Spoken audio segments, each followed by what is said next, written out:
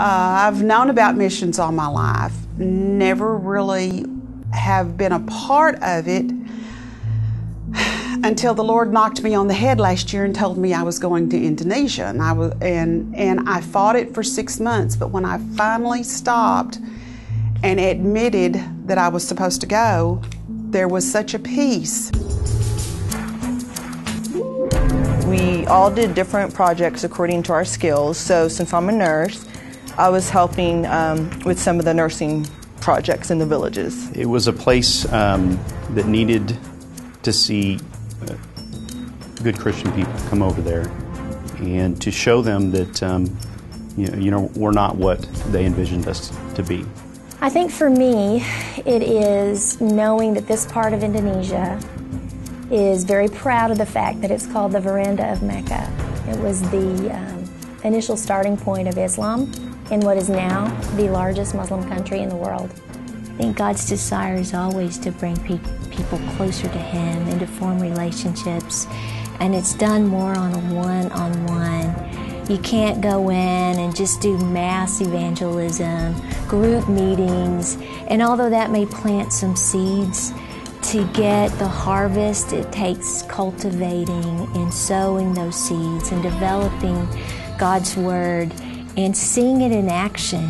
I think other than just the words may illustrate that they're thirsty for something more, but to see it play out and to see the dedication day in, day out, that they're there for you, is more how God plays out His ministry. And the beauty of it is He lets us be a part of it.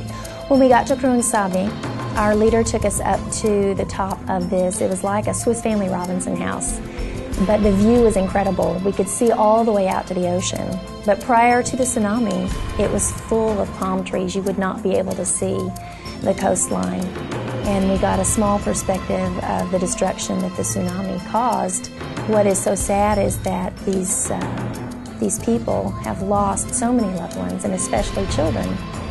And so they consider one whole generation of children to basically be gone. The first thing we saw, stopped in at, was a mass burial site.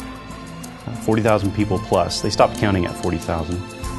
The thing that touched me the most about the entire trip was the sense that the Indonesian people, and especially around Banda Aceh, where there was so much devastation,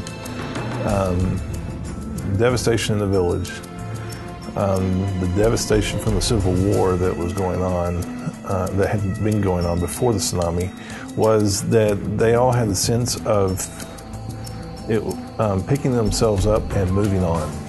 Just seeing how God was working in Indonesia since the tsunami, just seeing all the timetable, the events of, there was civil war for 20 to 30 years, the tsunami basically ended it. A lot of people would see that as devastation, and it was very devastating. There was many lives lost. That was very devastating, but it was also an act of God's love to where all good things come out of tragedy. And that's exactly what we were seeing. It was an open door for the gospel to go into the country. The thing that touched my heart the most was the people, just all the Indonesian people. For me, the thing that touched me the most was connecting with the locals right there in Long. I mean, they were just such sweet people, loved the Lord. It was contagious. It rubbed off on us. Being in worship with them, where it was just unfiltered, it was just pure worship. And I just kept thinking about that verse where it says that God inhabits the praises of His people. Well, we knew God was with us, and as a result of that, the joy of the Lord really filled all of our hearts. We saw how gracious they were, how sweet they are. They were so excited. The Christian Indonesians in the clinic were very excited that we were there. They wanted us to stay a month. The Muslim Indonesians were very excited that we were there. We had to be careful in what we said and what we did. The ladies and the children that we worked with are of the Muslim faith. One of the first things that really impressed me about this faith, about their faith, is that it is very oppressive.